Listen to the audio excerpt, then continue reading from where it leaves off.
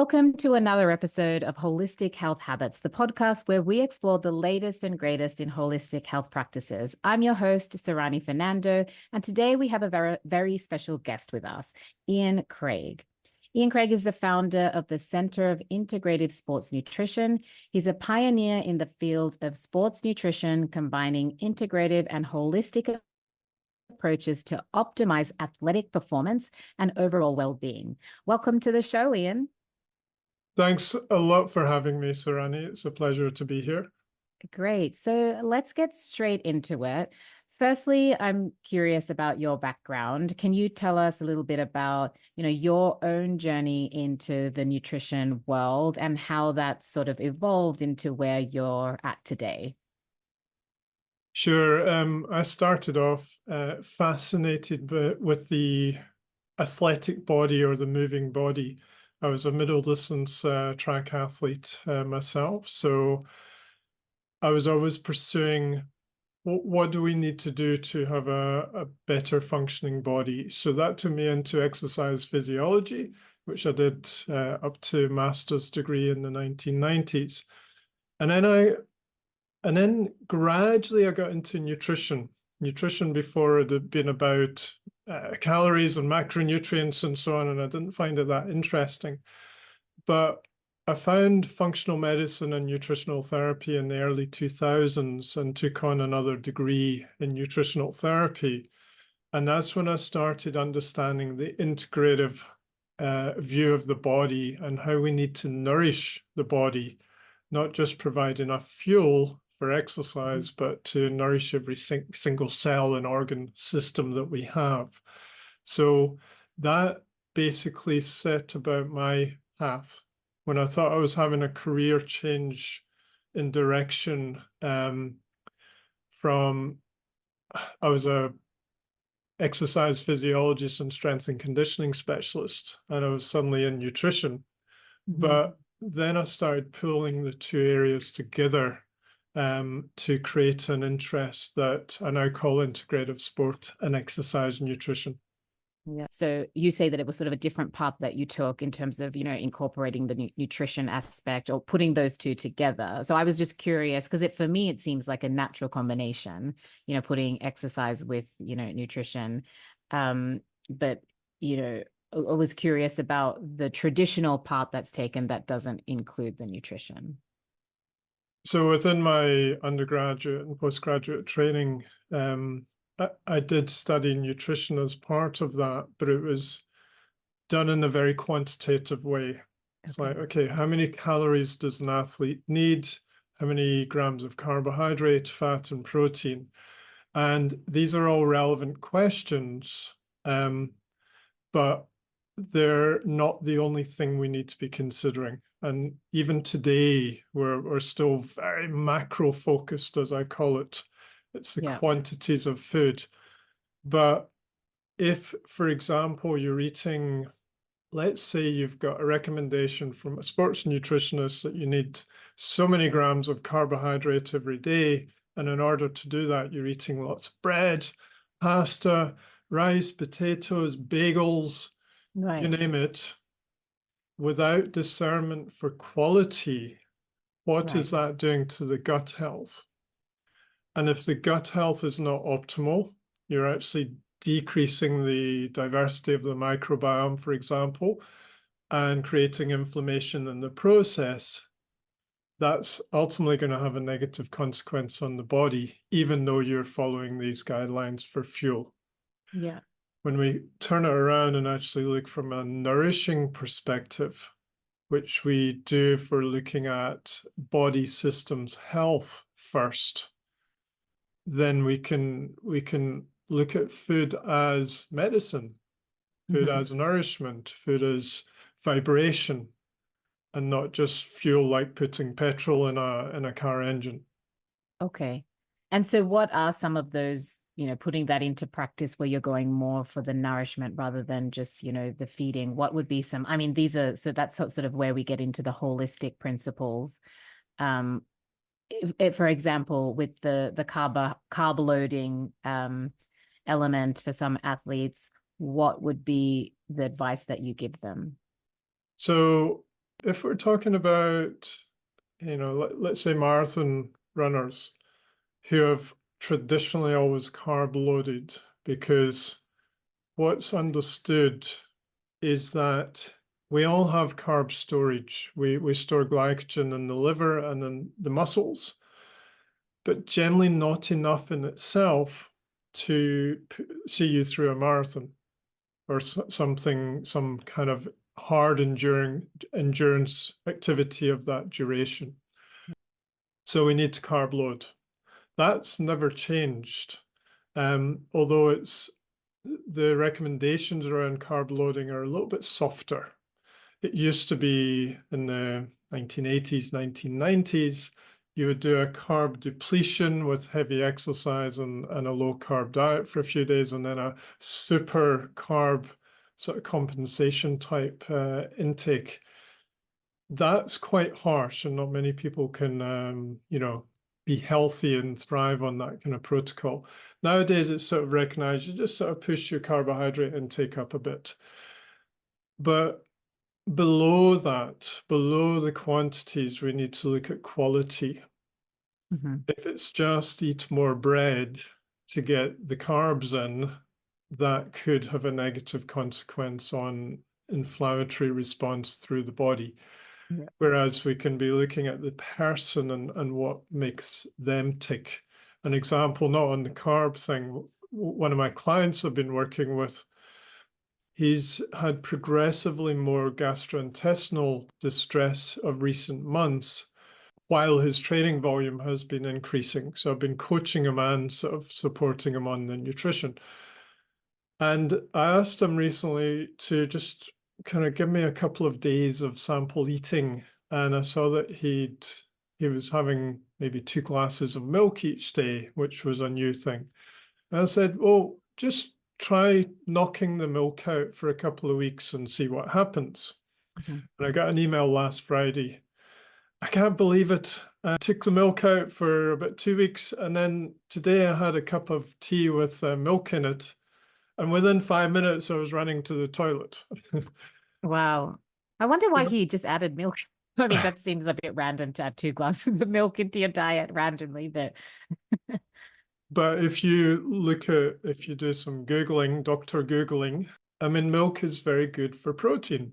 right. Milk is considered, chocolate milk's got lots of research for recovery. Milk's really good for your bones, or so they say. But it has to be right for the person.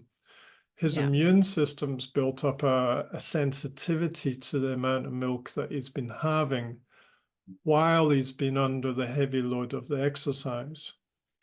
Because when we exercise heavily, and I'm not just talking about moderate recreational exercise, he's an elite cyclist, you start compromising the immune system, you start imbalancing the immune system, and then it's more likely to react and create an inflammatory response.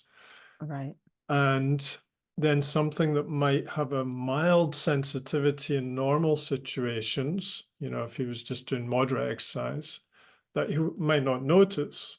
Right. In this circumstance, then it builds up into something that he can't ignore anymore. Right. Right. Definitely. And so just going back to, the Center for Sports Nutrition, tell us a little bit about how that started, what you guys, who your clients are, who you normally work with. Yeah, so the Center for Integrative Sports Nutrition derived from this 20-year process of just trying to bridge the nutritional therapy work that I was doing with my old physiology background.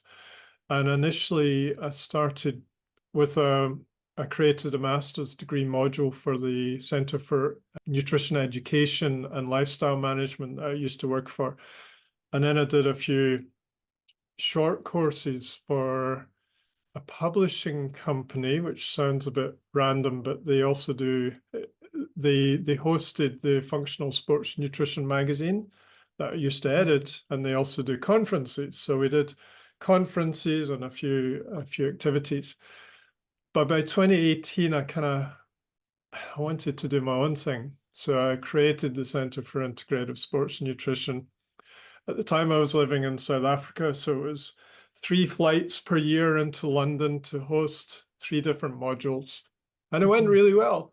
But then, of course, the COVID period came along. And by that time, we were transitioning to live or online study. And then it's become fully online as part of that process, which means that people anywhere in the world can access it. On the same tutorials, we'll have people in America and Australia at the same time, which is quite exciting. So it's not currently an institute for practice, it's for education of practitioners. Okay. So we attract nutrition practitioners, exercise practitioners, medical, we'll get doctors on, we'll get chiropractors, we'll get different types of modalities. But ultimately, it's trying to help them specialize within sports nutrition, but within the integrative thinking, way of thinking of sports nutrition. And we have a sort of strapline, health feeds performance, meaning that we believe very firmly that in order to have peak performance, we need good health. And that's where this integrative thinking comes in. So good gut health, good immune health, good musculoskeletal health, good nervous system, endocrine system, etc. Okay. And are the teachings just for, very high level advanced athletes, or does this apply to, normal people who might be okay? So would this apply to high level advanced athletes, or could it also, these principles apply to the everyday person that does regular activity, exercise activity? Okay, so the people that we have on our courses are all practitioners, but they are then working with the athletes. An athlete to me is somebody who moves on a regular basis with intention. So it doesn't have to be an elite person who, competes in the Olympic Games or the World Cup or anything like that. It's somebody who moves on a regular basis from the basis of health. And when you look at integrative principles, it doesn't matter firstly that the person's an athlete. It matters firstly that they're a human being with these different organ systems that we need to try and get healthy. And then you layer in the other aspects of their life. So if they're an elite, highly elite athlete, then their training every day are the stressors to the body. If they're not a highly elite athlete, maybe just recreational, the stressors might be their job, their relationships, their nutrition patterns, their sleep patterns, and their exercise. So you've got a slightly different way of looking at what we're calling ecosystems. So the ecosystem is just everything that's around that athlete, what's in their life. So there's another use of the word holistic. So let's look at the holistic lifestyle and how that impacts our healthy, how they resonate with what they're trying to do. Yeah. And, something that you mentioned before with, your elite cyclists, it makes me, I mean, just with inflammation, like when you do something that's, heavy on the body, this is super related, but I haven't experienced myself. I mean, I would say I will fall into your category of like someone who's moving regularly with intention and, likes to keep active. I always like feel like I need to do something, even if I'm on vacation, to just like keep those things functioning and well oiled.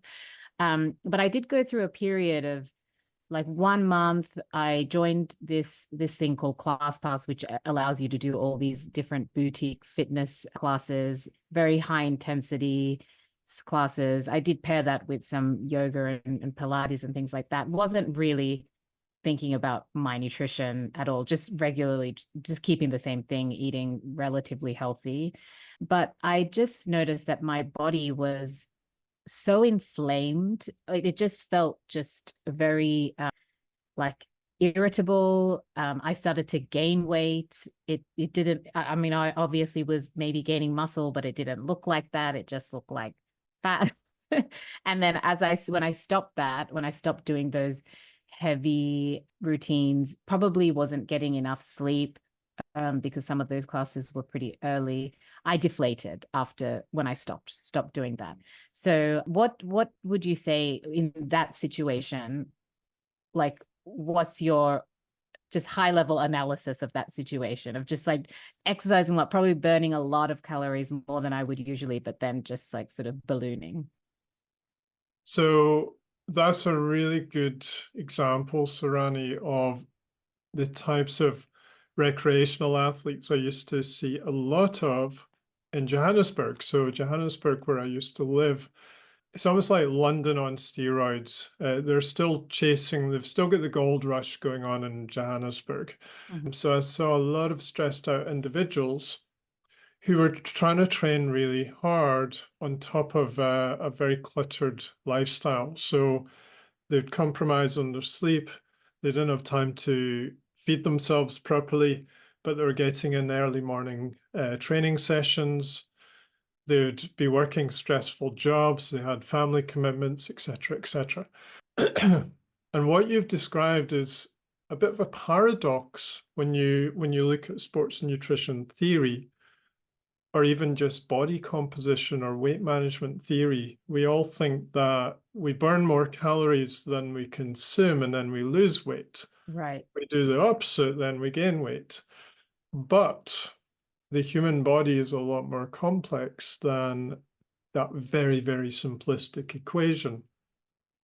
What happens in reality is when you load your body beyond what it's got the resource to cope with, it starts compensating, it has compensatory reactions.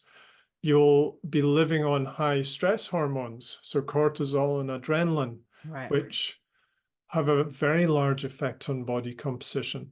One of the books I recommend to clients is The Cortisol Effect. And on the front cover, the sort of strap line is Why Stress Makes You Fat and What to Do About It. Yeah. So I think it says everything. Yeah. So one of the factors, I've just been writing a chapter on body composition, so it's very fresh in my mind. One of the big factors of cortisol is destabilizing blood sugar, which affects our insulin. And it can push us into insulin resistance, meaning that available calories or available carbohydrates and fats become stored preferentially compared to used for energy. So you might feel like, wow, I've got all this excess fat, but my energy is low. I'm tired. Right. So you're not accessing that energy on your body as Right. well. Yeah. I mean, yeah, totally. And that this was about 8 years ago. And I came to that realization that, well, not as scientific as yours, but yeah, just the stress on my body, it was just heavily felt like it inflamed. It's more about, for me, just working smarter, not harder with these kinds of things. And like, yeah, a whole holistic approach there. But I think, yeah, it's something that a lot of people didn't even understand when I would tell people, yeah, like I was doing a lot of exercise, a lot of high intensity sort of stuff. And I just said I got fatter. And they were like, that's so strange. Like if you were doing were you just eating a lot more? And I was like, no, not really. I wasn't. I was pretty conscious that I was on a health journey. I wasn't necessarily dieting or anything like that. I was trying to nourish my body, but it was just something that I blindly did without any education on those really nuanced things, because at the end of the day it's like my body was trying to survive from the I was just basically breaking my body. Yeah, it becomes survival, not thrive, survive, Yeah. not thrive. And I often talk about yin yang Yeah. because some of the most powerful messages that we can share with our clients are the simplest. And yin yang, the old Chinese symbolism for opposites, is really, really powerful. When we exercise hard, we're in a yang state, hard driving state. When we're working hard all day at our busy, stressed jobs, we're in a yang state. When we're thinking stressful thoughts, we're in a yang state. But if you want to be a good athlete, you need to have the yang and yin balanced. So the Right. yin is sleep. Are we getting enough of it? The yin is good nutrition. Are we getting enough of that? The yin is breathing well. Are we doing that well enough? And the yin is having a very calm nervous system. Mm-hmm. Or do we actually have any periods in our day where we have that? And I've got similar stories to you, not with the body composition element, but just when I was an athlete myself, years when I had quite a simple life, I moved on. I progressed much better with the same training patterns as other years where I was suddenly trying to fit in another job, or I had other things in my life, or I had a longer commute, or lived in a more stressful place. Mm-hmm. So it's really, really key that we think of that fundamental. Yeah. Are we getting enough recuperation activity in our life to balance off that hard training session that we did today? Right. Right.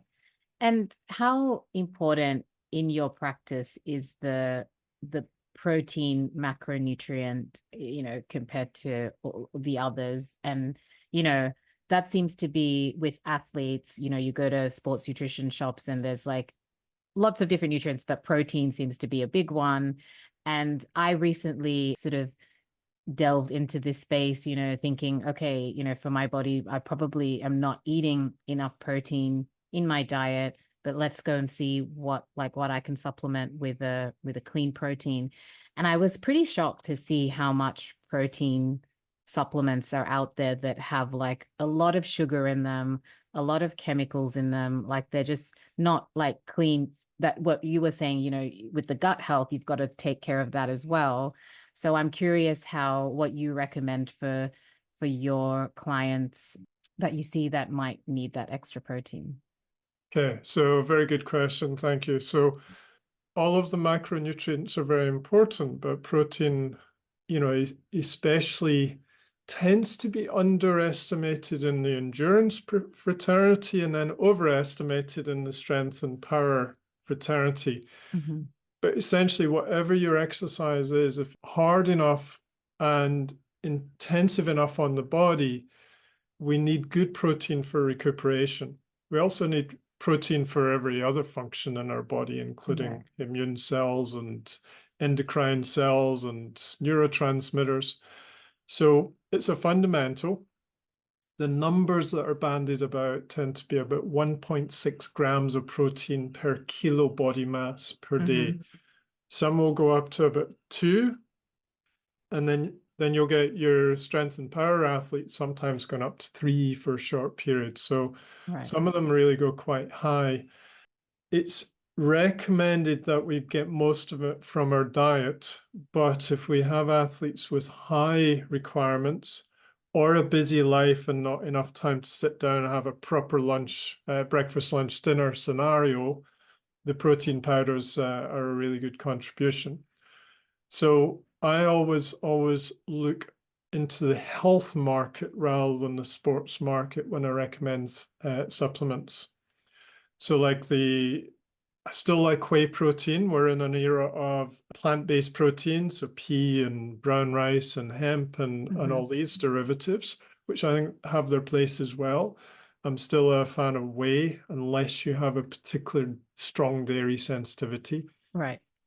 But I just recommend a company that does grass-fed cow-derived whey protein, either plain or with the flavors they add in its real flavors. So like cacao powder is added into the chocolate. Freeze-dried powdered banana is put into the banana flavor, et Right. cetera, et cetera. Okay. Okay.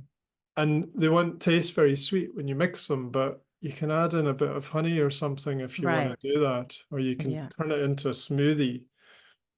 So absolutely, you've got a very important point. A lot of products, the sugar doesn't bother me too much unless it's excessive. Sweeteners bother me. They Right. should not be in the food chain. Right. Well, the chemically derived sweeteners anyway.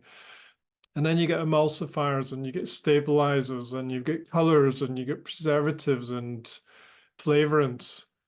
They should not be in an athlete's diet Right. because one of the most energy sapping processes for a human being is detoxification. Hmm.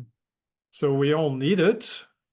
There's a fundamental requirement to be detoxifying all the time. But if we unknowingly perhaps add in artificial ingredients that have to go straight for the recycle bin, i.e., our liver, then it's using more energy and nutrients and cofactor nutrients Right. than we really need to. Right. I think I ended up finding something that is a whey protein that has like 3 ingredients. It doesn't have any flavor, but it does have, I think, the soy lectin, which is for like, that's an emulsifier, right? Like, is that like to get it mixed? Yeah, you need to be a wee bit careful with soya derivatives, but it just depends how much How much is in you're there? having. Yeah, I sometimes find this like the wild, wild west in terms of like these are all things that people are taking with the intention of improving their health, but sometimes, it can go the other way where you're like putting something into your diet to help it, but then possibly doing some harm. So I'm just like very conscious of that. Just generally trying to eat whole foods and be generally healthy with obviously the social element like can screw that up a little bit when but we all need to enjoy life a little a little bit, but keeping that balance. But the proteins is something that I think for me, just educating myself a little bit more on that and definitely prioritizing that has 100% given me more energy and more, I feel stronger than before, because I think I was really not, sometimes people think that in a meal, they just need some protein and one egg will be enough, but that's like not a lot of not a lot of protein. Yeah, it's important to, certainly when you are exercising and even just for general health itself, to have a sense of how much protein we're consuming and are we getting enough. So I have a handout for clients, just food examples of how you get 20 grams of protein. Mm-hmm. So then it's a rough and ready way of they can just assess, go through a food diary and say, okay, right, there's 20 grams from the 3 eggs I had in breakfast. There's 20 grams from the piece of chicken. There's 40 grams from the mince I had at dinner, etc. Yeah. And get a sense. So it Right. is an important aspect. Yeah, definitely. And this moving on to like technology. So do you use any particular technological advancements in your practice? And how do you also see that side of things with, there's a lot of health tech products evolving and people are wearing things like the Aura Ring or they're doing glucose monitoring and things like that. How do you use them? And, how do you differentiate from the health and the hype? So I think we're in an interesting era. The companies, like often happens, are getting ahead of the science. But then it means there's a lot of people experimenting with stuff. What we need to be careful with as consumers is avoiding the hype and focusing in on how can we use these things. So you mentioned two things.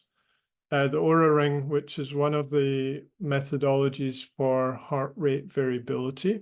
So heart rate variability is an assessment of the variation of heart rhythm, and actually more variation indicates that we're in the relax and repair nervous system, the yin aspect I mentioned earlier. So heart rate variability is a very good methodology. The Aura Ring, we've got the Whoop band, we've got more, let's say, scientific devices that tend to be used by practitioners, such as First Beat and Omega Wave. And we've also got apps, very simple apps on the phones now that can assess a single HRV measurement. So I think they're very useful, but we need to be careful that the person doesn't lose their mindfulness. And what I mean by that, there's this word connect. So we're connected to our devices, and literally I see people running down the road looking at their watch every 10 steps. So presumably trying to stick in a heart rate band. Right. But what goes through my head is, well, how do they know what number they're looking for? Have they done an assessment with a coach or an exercise physiologist to give them training bands? Most likely not, because most of the watches now will tell you, based on your age and your sex and a few basic variables that you stick into the device, what you should be training at. And then people take it as a must. And then they become slave to the technology, not being mindfully aware that they're doing the right thing. And I'll give you an example. When I left my master's degree, I put my energy into being the best runner I could be. So I took a part-time job as a personal trainer in a gym near my training ground. I would get so many clients who would come to me and seek my services for personal training because they'd come into the gym as a newbie member. They'd gone onto the treadmill, the cross trainer, whatever other equipment, and they'd gone straight for the fat burning zone. Right. And that was heart rate based. But of course, the machine, the treadmill that you could hold the hands of and handles of and get your heart rate, didn't know the person. How could the machine assess that this person needed this heart rate to burn fat? And of course, you get very disgruntled people who've been at it for months in this fat burning zone Yeah. without getting results. So then I would take over their program and give them some intensity mixed in with duration. So the mindfulness, if those people had been mindful as opposed to trusting the technology without thinking, they'd have tuned in that it wasn't hard enough for them. They needed to do something different for their body. Right. So I coach mindfulness alongside potentially using technology. You also mentioned continuous glucose monitoring, which is, I think, an amazing technological advancement because a diabetic can see their blood glucose measurement all the way through the day now. They can play with different dietary, intakes, different exercise patterns, stress management skills, sleep, hygiene, and see if they can level their blood sugar. So an athlete can do the same thing because a lot of athletes have a sugary diet, which will peak their blood sugar. A lot of athletes have stress. The training sessions themselves are very stress inducing. Cortisol and adrenaline will drive your blood sugar up. So you can start playing around with that stuff. But again, I've seen too many people that get lost in the technology. You need to use that as feedback and then tune into the actual food that you're consuming very, very strongly. Definitely. And what about technologies like personalized nutrition or genetic testing? Do you delve into that? Yeah, funnily enough, I did a wee bit consulting work for a genetics lab in Johannesburg. When was it? About 2012, 2011. So it was a while ago now. And they were kind of, I would say, right at the point where you could start to apply the genetic information into practice if you're careful. And I'm trying to use my words carefully there because there's still a lot of scientists that don't think genetics testing or the science within genetics is sufficient to be used just yet. But what they tend to do, like doctors reviewing a blood test, they look at the blood test and then give a script for a medication according to the blood test. Less effective practitioners will do that with genetic tests. So they'll look at just the results and say, oh, you've got some inflammatory SNPs, that's your single nucleotide polymorphisms, or genetic variances.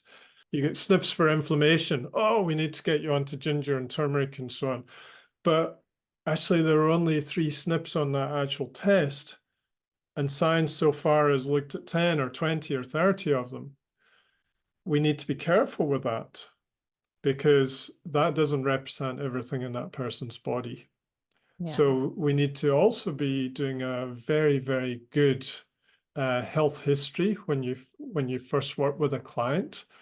And if you're picking out inflammatory aspects of their life, and then there's a few SNPs that agree with that, and there's no harm in the process that you're going to go and do with them, then great. Do some anti-inflammatory dietary protocols. Yeah. Food first, followed by supplements. But I feel so that supporting information of, okay, well, you already have spent the time to get to know your client. You've now got a little bit of genetics information. I think that can be powerful in the right hands with good practitioners. And genetics testing is getting better every year because it's a very fast-moving science. Yeah. So you might have 10 SNPs for inflammation this year, and next year you've got 15. And the refinement of information is gradually getting better. But we should never, ever see genetics as like talent identification. It's not the same. Right. Yes, Yeah. there's contributors, but I don't think we will ever be able to see all the genetics of success. I think there's a lot of inner stuff in a person that determines whether they're going to be successful or not. And motivation and personal drive and personal journey are obviously part of that. Yeah, great. And just moving forward, just as we wrap up, what's next for the Center for Integrative Sports Nutrition? I believe you're writing a new book. Do you want to tell us a little bit about that? Yeah, so thank you. I've got a couple of projects at the moment.